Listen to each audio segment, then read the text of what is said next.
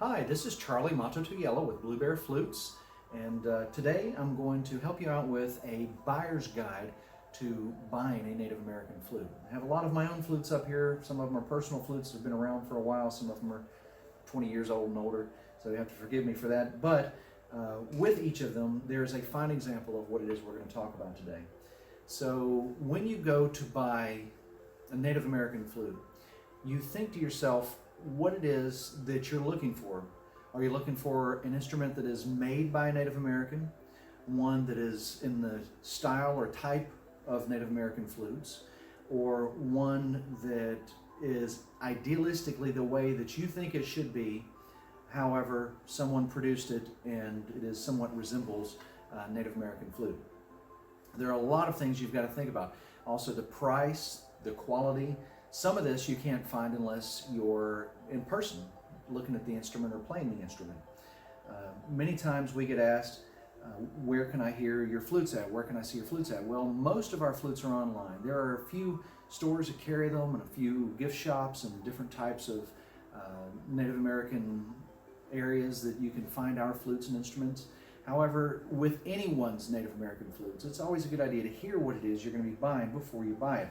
So for that reason, we have, of course, a lot of sound samples. Most flute makers do these days, and if they don't have them posted on their website, you can always ask them for said sound samples and find at least a resource there that you can hear what it is that you're looking for. Having said that, if you're new to musical instruments and you believe that the Native American flute is right for you, which it really is in my opinion, as far as musical instruments go, it is probably one of the easiest instruments to ever learn to play. And with that having been said, the tone of the flute is really what you want to focus on. So the tone of a small flute, or usually an inexpensive flute that has a nice look to it, is going to be usually a high tone. So keep that in mind. Many people associate Native American flutes with very low-toned instruments. Originally, there were no Native American flutes discovered historically that were this size. So that's something else to consider if you're looking for something that is more authentic or original, or closer to the authentic or original instruments. If you're searching for a drone flute, a drone, of course, being a flute that has basically two flutes. Usually they have two mouthpieces. Some flute makers make them with a single mouthpiece so that you have to play the drone all the time. But if you're looking for a drone flute, think of what it is that you're wanting out of this. This particular drone flute is a very easy to play instrument. It's got 5 holes on top, has one fingering in the back that your thumb can sit on very comfortably, meaning that you can play it, and during the play you can remove and cover this hole with no major technical difficulty. If you have a drone flute that has countless holes on the other side over here, it's number one, it's important to think about what those holes represent and what they do. We usually make ours with only the one extra fingering these days in the back, and it's because I found ways to produce other notes on the drone chamber without having a fingering to do so.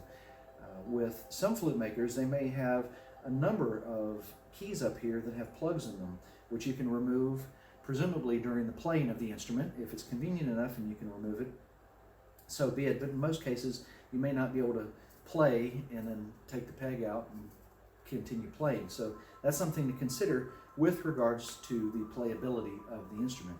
That's one reason we don't make those type, is simply so that you'll be able to play it and not have any level of difficulty while you're playing and performing. Another drone flute type is this A-frame drone that we make. A-frame drones are popular these days because of their look. For the most part, it is not convenient to put additional fingerings on them without using the peg system that I mentioned previously. The peg system would require you to take the peg out and leave it out, and then continue playing and put the peg back in. Certainly, it will give you the opportunity to, once per performance, change the tone of the drone chamber, but in my opinion, it's better to be able to change that tone during the playing of the instrument, which you can do with our little thumb hole. Having said that, the A-frame drone is a great instrument in that it looks very nice to most people. Historically, the Native American flutes that were drone flutes that were discovered mostly in Central America near Mexico during different times and different cultures that were rise that basically had drone flutes. Most of them were made out of clay, and most of them were not the A-frame type. The ones that we have seen and discovered that were historically found were what many people call a side-by-side drone or a shotgun drone type. Their two tubes are side by side. And the original ones, some of them even had 4 fingerings on each side, which certainly was very difficult to play, but did produce a myriad of notes, not all of which were necessarily ideal. So having said that, drone flutes are wonderful instruments as well. And to give you an idea of the sound, this is a high C drone flute, one of our backpack flutes that we offer at Blue Bear Flutes.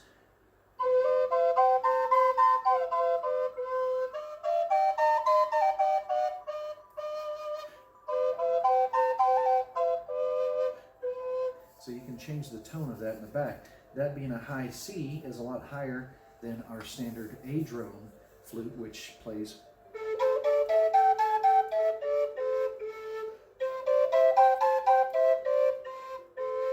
And that's how that guy plays. Of course, this is the in-between tone. This is a B drone in between the C and the high A, or A drone flute. And it's just as beautiful sounding. They're all about the same tone, given a little minor variation in range. However, the two that are the side-by-side drone types have the finger down to the bottom, so you can change that while you're playing. This is one of our more advanced drone types, which is a lot of fun to play. It has 3 fingers on each side because it is one of our 5th drones, or maybe the Aztec or Mayan temple drones we call it. You can hear what it sounds like.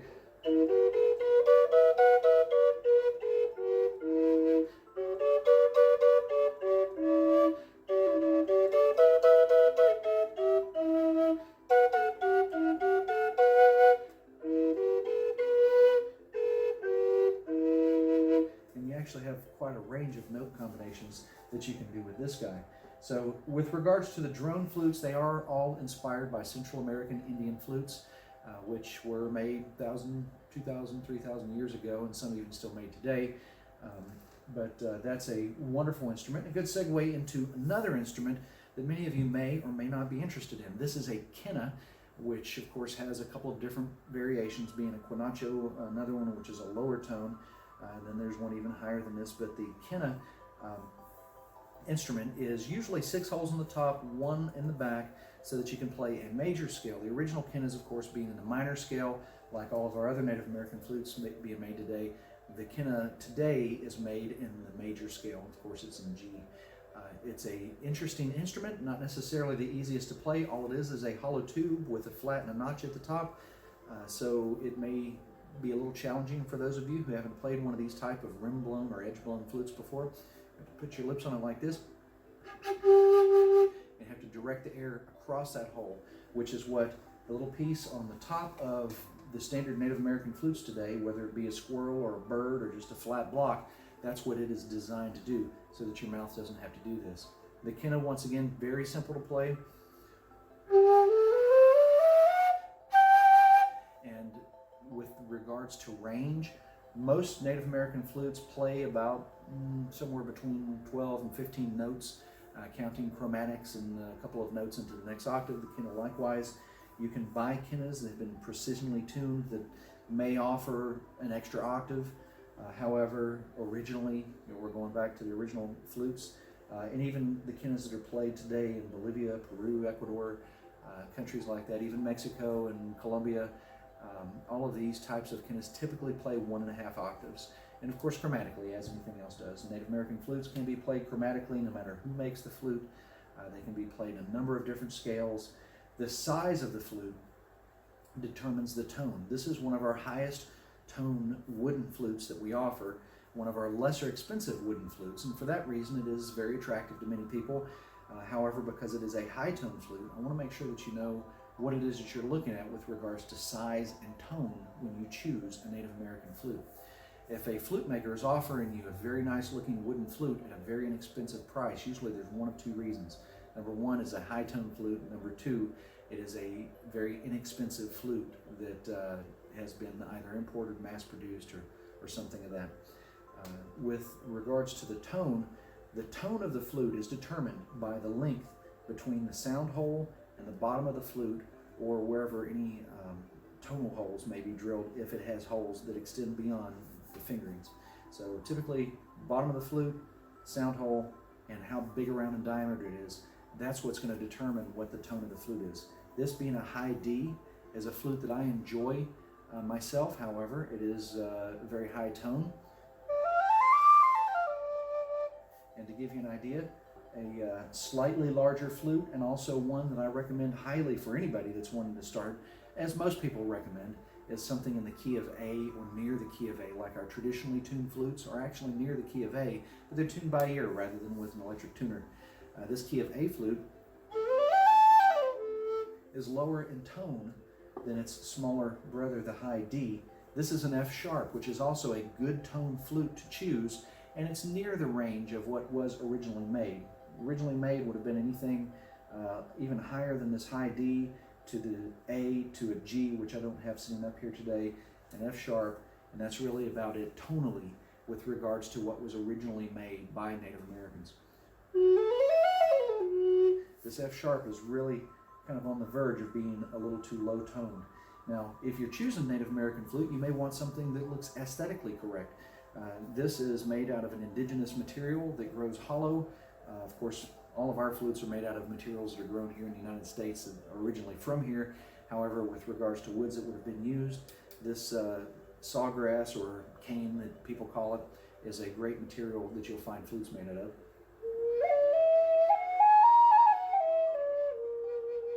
It has a beautiful light little tone. The reason that ours are so inexpensive is because it's very easy to make a flute out of that. That material particularly is one that will last for a while, and a good flute. If you're looking for something more low in tone and mellow, this might be more your key.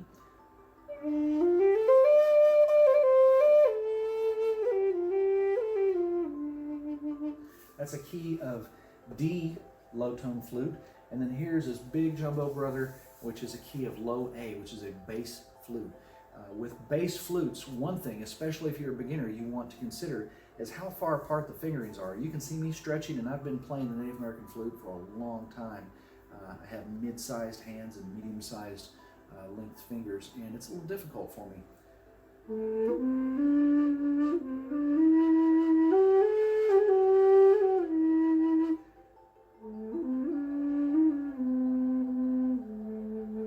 So even though you can train yourself to play these, it might be very uncomfortable for those of you with small and medium-sized hands. Something to consider. With regards to flutes that are originally made, something that is traditional and historically correct, you can always ask your flute maker, is that what this flute is? And they may or may not be able to answer you correctly to solve that problem. And if you buy a 6-hole Native American flute, always feel free to ask them if you have to keep your finger covering that 3rd hole to make it play properly.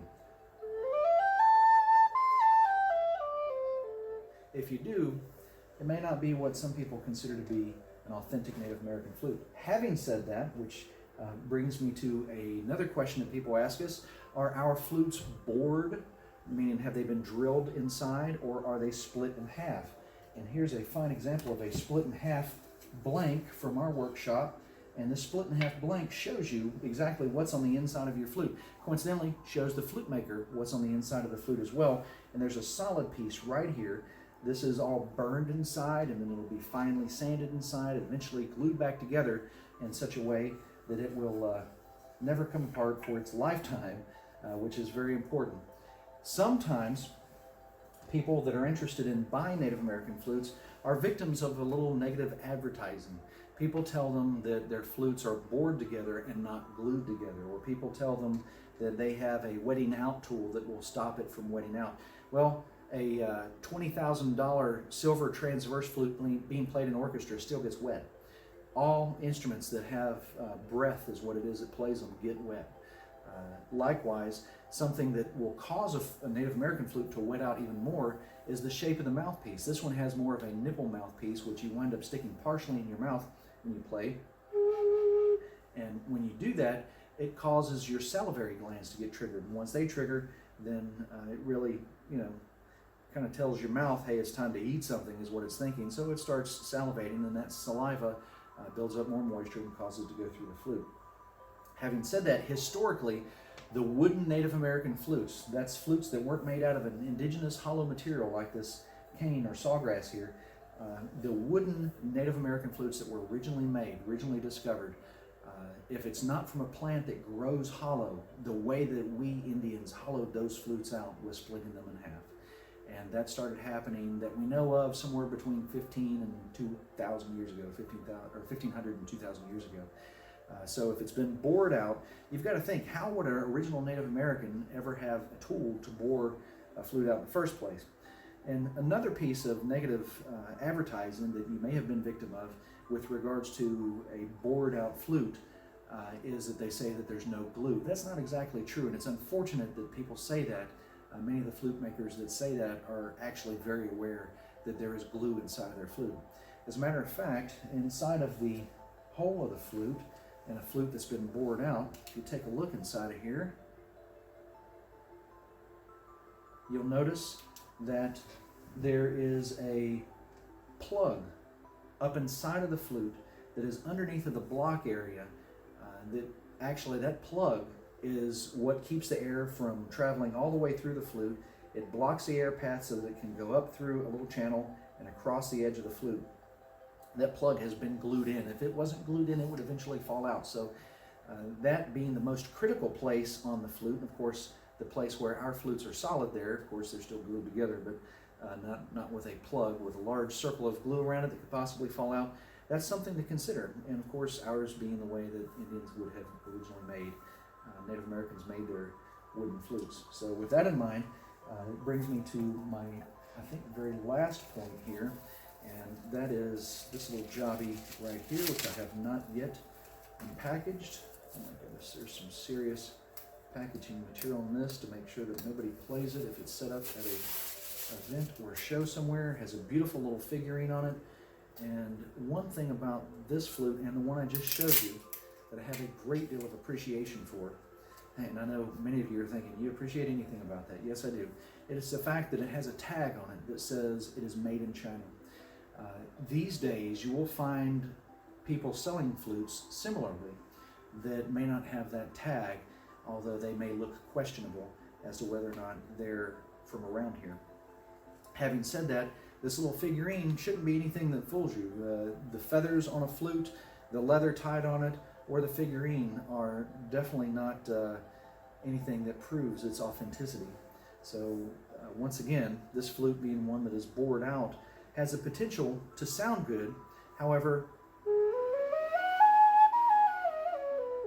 they may sound airy or what have you, simply because these are mass-produced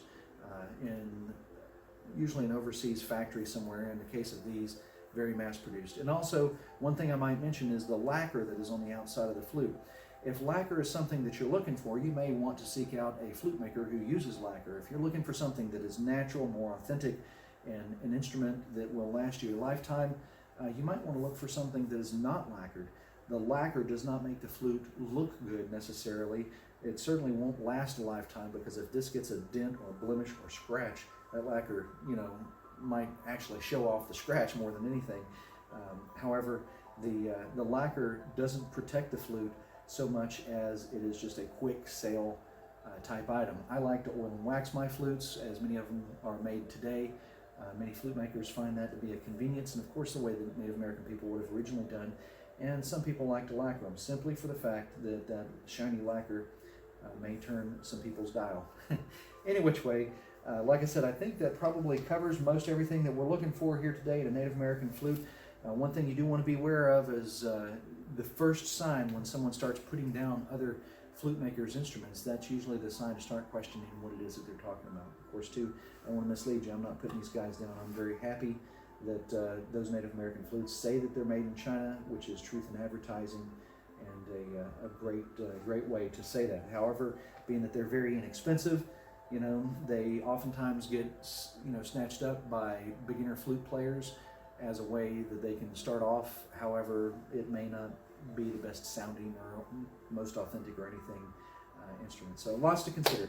Any which way, I hope you guys have enjoyed this video and it's helped you out with your decision on buying a Native American flute with this Native American Flute Buyer's Guide. And as always, if you have any questions, feel free to ask the flute maker. If they can show you them making the process of their flutes, if you can see them making a number of flutes these days, it might give you an idea that that's what they're doing. If it's not, they might be getting them from somewhere else. But anyway, I hope you guys have enjoyed this video and it's helped you. If you have any questions for me, feel free to shoot me a message on our YouTube channel here. You can always message us through our website, Blue Bear Flutes, and of course you can find us all over the web under Blue Bear Flutes as well. You guys take care, have a great day, and happy flute playing.